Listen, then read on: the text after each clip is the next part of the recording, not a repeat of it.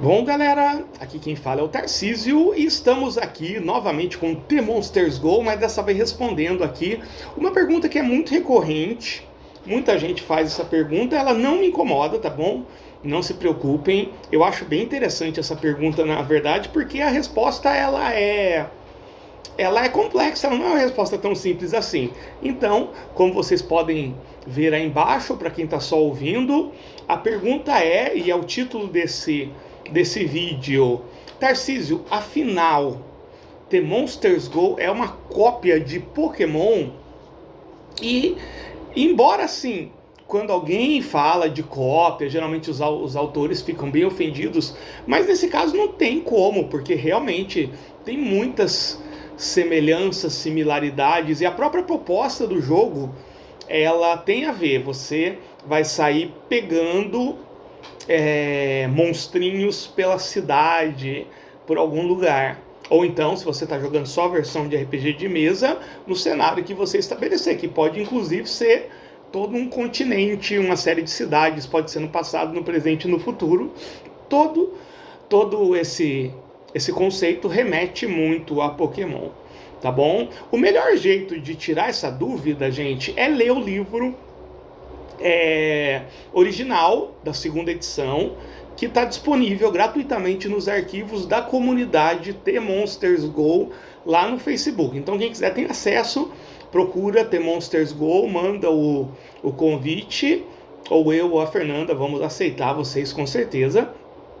E aí vocês podem procurar lá nos arquivos, tem muita coisa nos arquivos lá.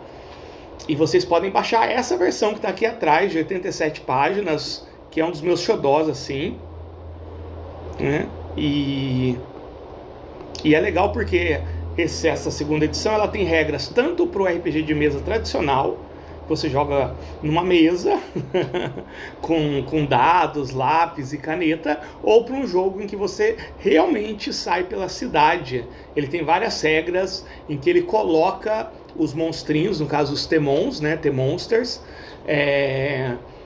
em vários lugares bem específicos da cidade. Mas não estou aqui para falar do jogo em si, mas para falar da pergunta. A resposta mais correta é não. Mas a resposta mais completa é sim e não. É não por quê? Porque na verdade o jogo ele tem uma lore toda própria, ou seja, os The Monsters eles estão dentro do mundo de Dominion, porque foi o seguinte, foi o evento Violeta que repercutiu em todos os meus jogos, que abriu a fenda que ligou o nosso mundo e o mundo quântico, que é da onde vem os The Monsters Go.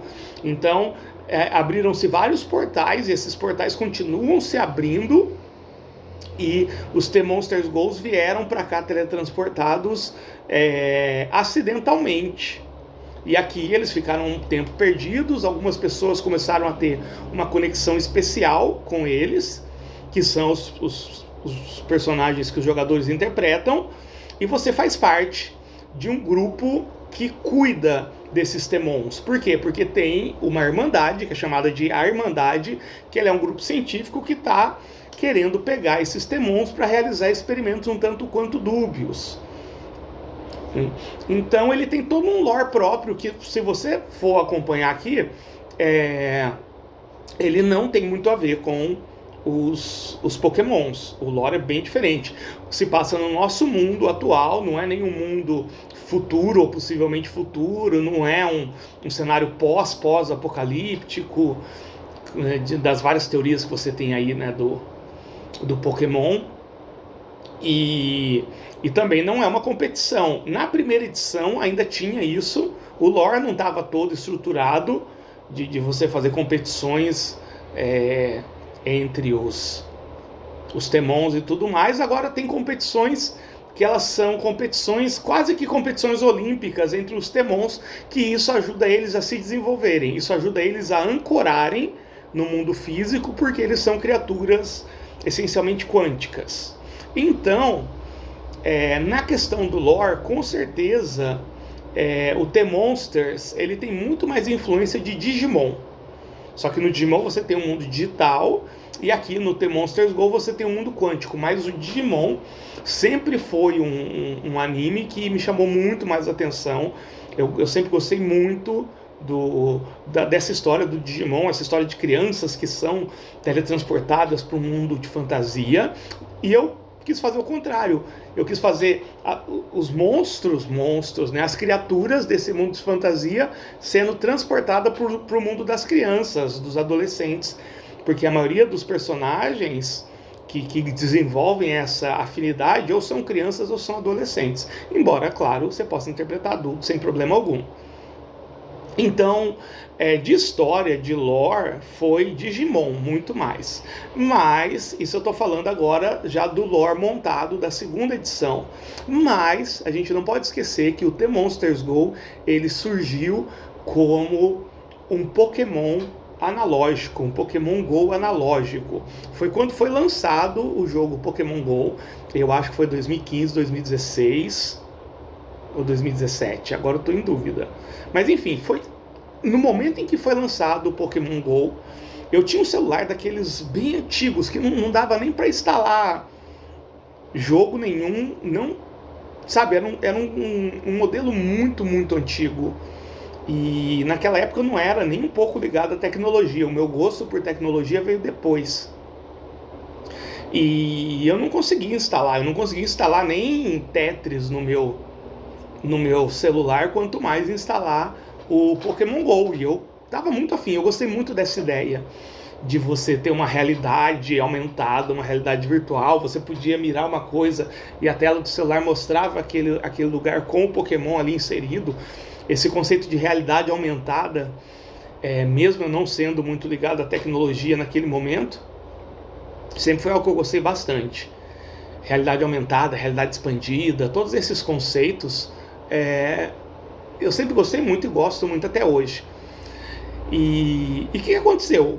O Pokémon Go, ele veio que nem uma avalanche aqui no Brasil, e na época eu dava aula numa escola que tinha muitos alunos, e eu era o professor paizão dos adolescentes, né? Então os adolescentes curtiam bastante as minhas aulas. A gente tinha um grupo de RPG, tinha um grupo de board game, né? Como a gente eu não tinha dinheiro para comprar board game, os alunos também não tinham, era num bairro humilde de Piracicaba, a gente montava os nossos próprios board games.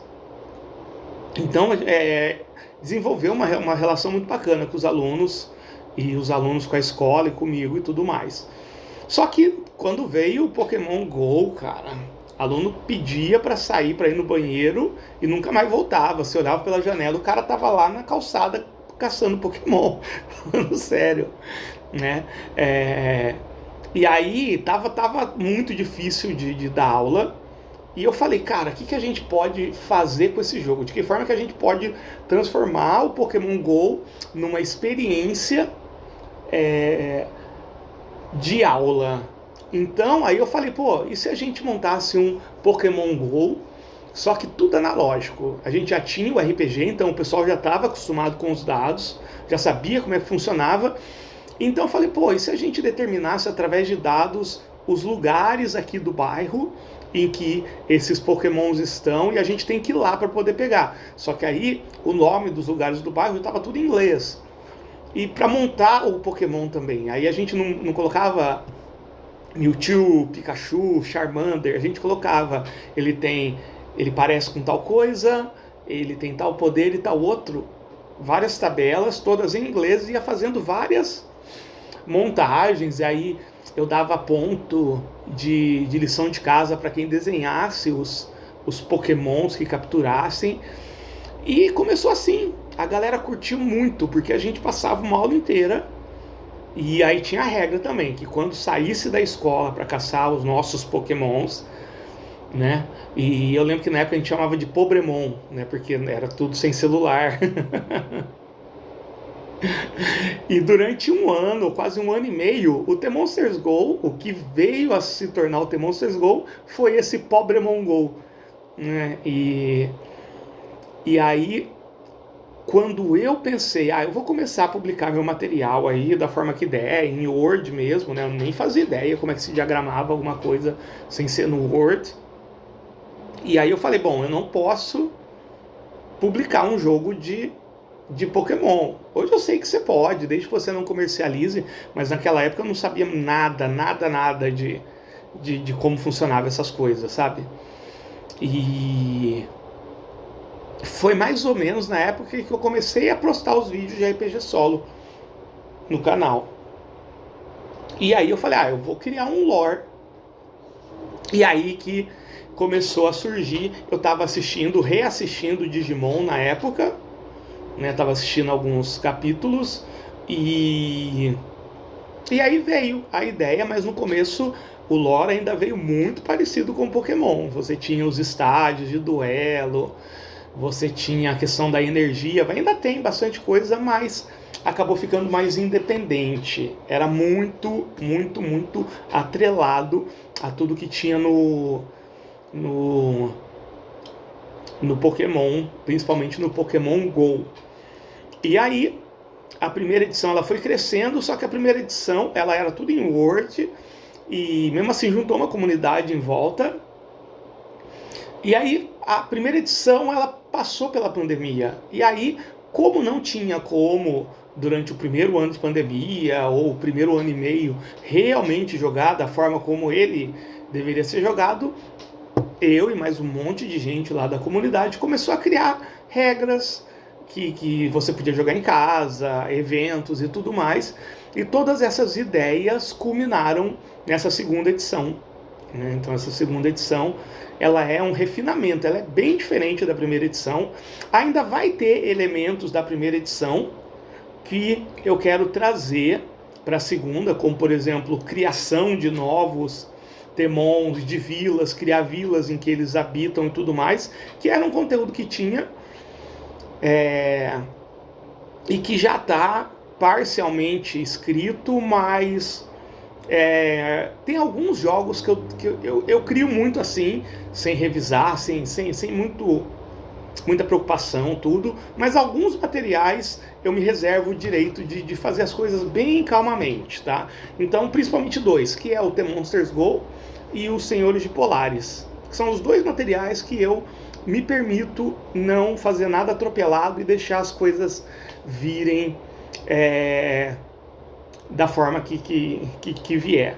Tanto é que o The Monsters Go ele saiu praticamente um ano atrasado. Ele era para sair no começo de 2022 e ele saiu em janeiro. Eu lembro que foi no dia 6 de janeiro de 2023. Então é isso, né? Tem razão para quem acha que é uma cópia de Pokémon GO. Não tá de todo errado, mas também não tá de todo certo. A gente se vê.